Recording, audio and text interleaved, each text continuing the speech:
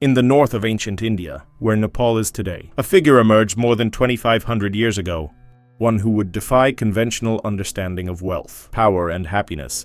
His name was Siddhartha Gautama, but he became known throughout the world by the name of Buddha. His tale starts when the nobleman Suddhana, king of the Shakya clan, and his wife were attempting to have a male heir to succeed him, but were encountering obstacles. In a dream, Queen Maya was visited by a large white elephant with 6 ivories. The kingdom's priests indicated that this was a very hopeful sign, that the sovereign was finally pregnant, and that her son was destined to be a powerful leader. The queen gave birth to her son during a journey to the beautiful Lumbini garden, where she held on to the branches of a beautiful tree and brought her son into the world. The infant was extremely beautiful, and a glowing aura seemed to surround him, proving that he was certainly a special child. A wise sage, known as a satyr, was summoned to meet the baby, and he burst into tears when he saw the child. When he was asked to explain why he was weeping, he said that it was because the prince was meant to attain the true liberation the sage had been seeking all his life. However, the guru would be dead by the time Siddhartha reached his destiny, and so he would not have the opportunity to find the answers he had been looking for. Asita also explained to the king that the child would not be the heir he so desired, to take his place on the throne. When his time came, he would leave the palace in search of the truth. The small prince Siddhartha Gautama was raised entirely away from the outside world, as his father feared that the call of destiny would take his son away from his kingdom. When Siddhartha Gautama came of age, he was offered several young princesses to choose. As his wife, he decided on Yasodhara, who was known for her beauty and virtue. The king gifted the couple 3 magnificent palaces, one perfect for the summer, another ready for the rainy monsoon season, and a winter palace. They were known as the palaces of the 3 pleasures, where the couple had all the material goods they needed for a joyful life. The couple,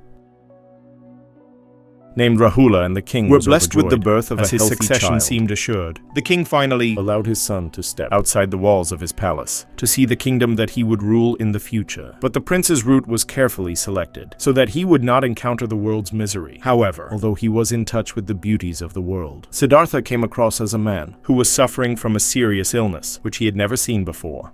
It pained him to think that people dear to him could also be subject to such ailments. He had never come across old people either, so elderly that almost all of their strength had deserted them. He began to reflect on the finitude of life and the inevitability of death. Siddhartha Gautama was anguished, as he could not understand how people could cope with the possibility of death, which was always lurking around the corner. Then he met a homeless man who looked poor, but had an unshakable spirit. Brimming with confidence and peace, the prince went to the ascetic man and was told that he had renounced his life of comfort to free his spirit from the suffering of the world.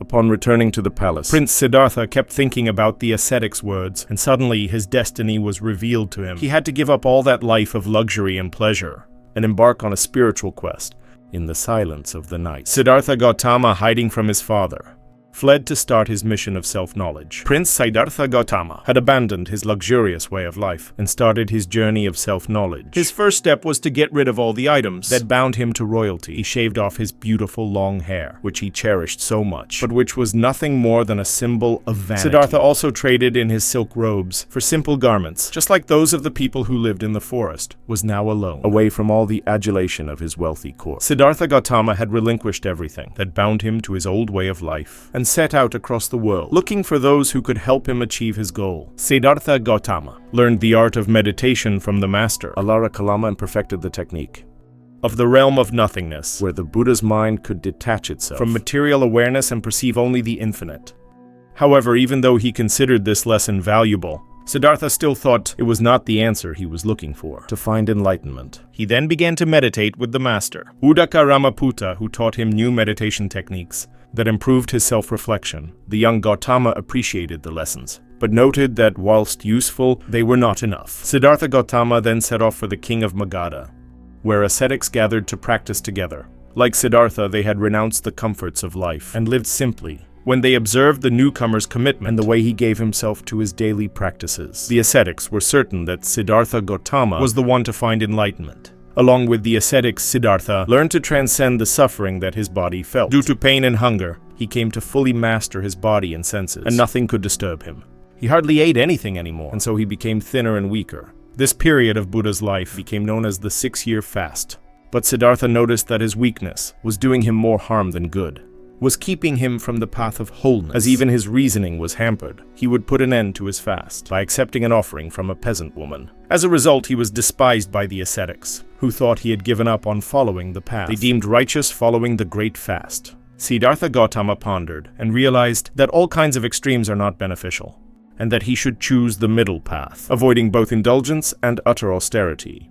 Siddhartha went on to believe that it was important to find balance, both in spiritual practice, in life in general. After years of wandering and learning, Siddhartha stumbled across a beautiful fig tree. It became known as the Bodhi Tree, and Siddhartha Gautama said that he would sit under its shade and would only stand up once he had found enlightenment, made a cushion out of grass and foliage, then sat down with his face turned to the east. He took up his meditation, and the spirits of the world rejoiced. But the demons would not permit that ordinary mortal to break the chains that bound him to the material world. Mara, the demon of desire and deceit, emerged to divert Siddhartha from his goal. He tried to tempt Siddhartha in every way. Mara brought forth visions of beautiful women, attempted to distract Siddhartha with violent scenes. But neither the fear nor the desire elicited by Mara could distract Siddhartha Gautama. Then Mara dared Siddhartha to find someone who could bear witness in his favor, attesting to his right to enlightenment. That was when Siddhartha touched the ground with his hand, signaling that the earth itself was his witness. Then on a full moon night, Siddhartha Gautama overcame ignorance and suffering.